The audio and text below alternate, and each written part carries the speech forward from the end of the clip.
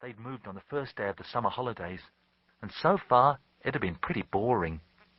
They'd been to have a look at his school, which was big and horrible, and wandered around their new neighbourhood, which was called Holloway, but really they were sitting around waiting for their London lives to begin.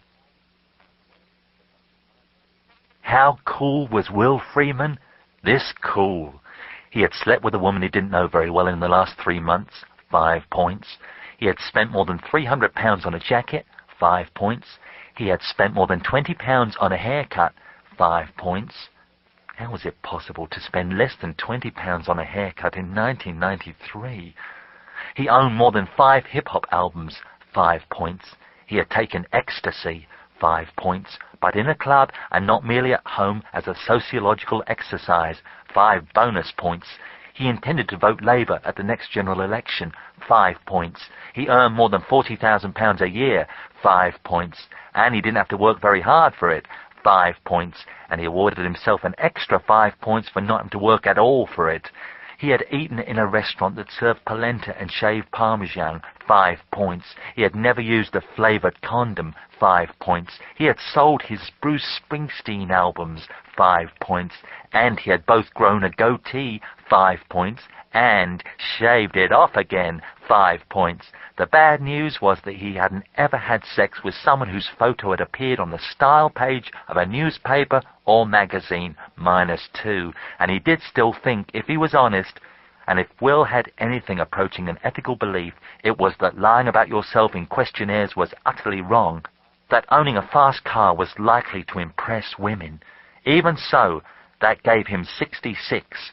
He was, according to the questionnaire, Sub-Zero. He was dry ice. He was Frosty the Snowman. He would die of hypothermia. Will didn't know how seriously you were supposed to take these questionnaire things, but he couldn't afford to think about it.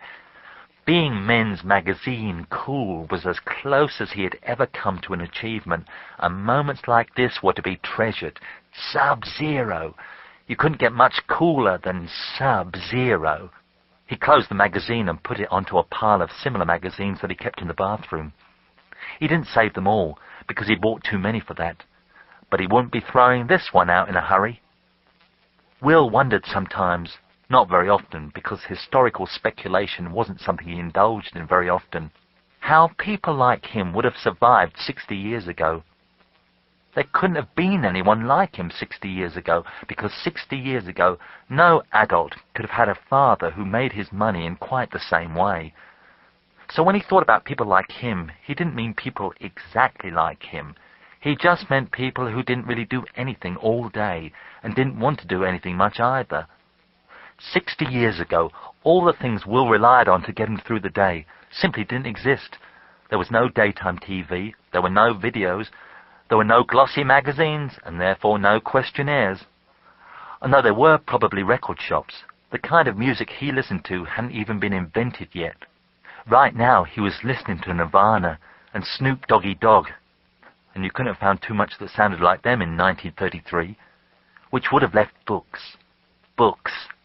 He would have had to get a job almost definitely, because he would have gone round the twist otherwise. Now, though, it was easy. There was almost too much to do. You didn't have to have a life of your own anymore. You could just peek over the fence at other people's lives, as lived in newspapers and EastEnders and films and exquisitely sad jazz or tough rap songs. The 20-year-old Will would have been surprised and perhaps disappointed to learn that he would reach the age of 36 without finding a life for himself. But the 36-year-old Will wasn't particularly unhappy about it. There was less clutter this way. During the night after his first day, Marcus woke up every half hour or so. He could tell from the luminous hands of his dinosaur clock.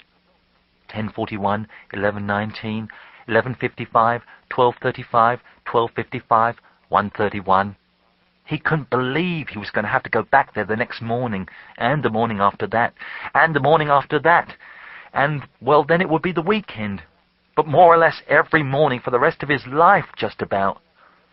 Every time he woke up, his first thought was that there must be some kind of way past, or round, or even through this horrible feeling.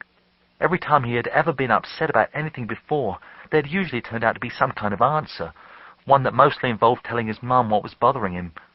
But there wasn't anything he could do this time. She wasn't going to move into another school, and even if she did, it wouldn't make a whole lot of difference.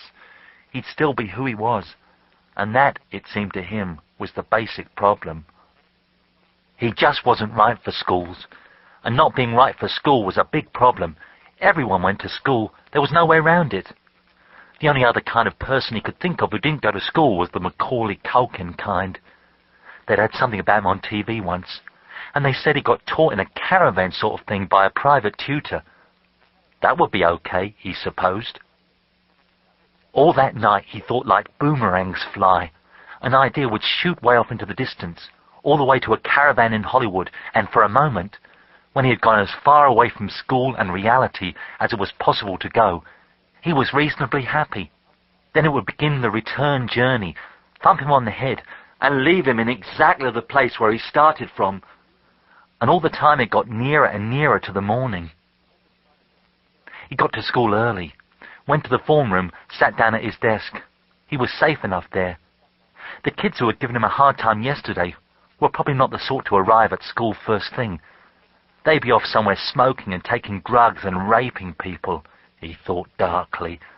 There were a couple of girls in the room, but they ignored him. Unless the snort of laughter he heard while he was getting his reading book out had anything to do with him. What was there to laugh at? Not much, really, unless you were the kind of person who was on a permanent lookout for something to laugh at. Unfortunately, that was exactly the kind of person most kids were, in his experience. They patrolled up and down school corridors like sharks.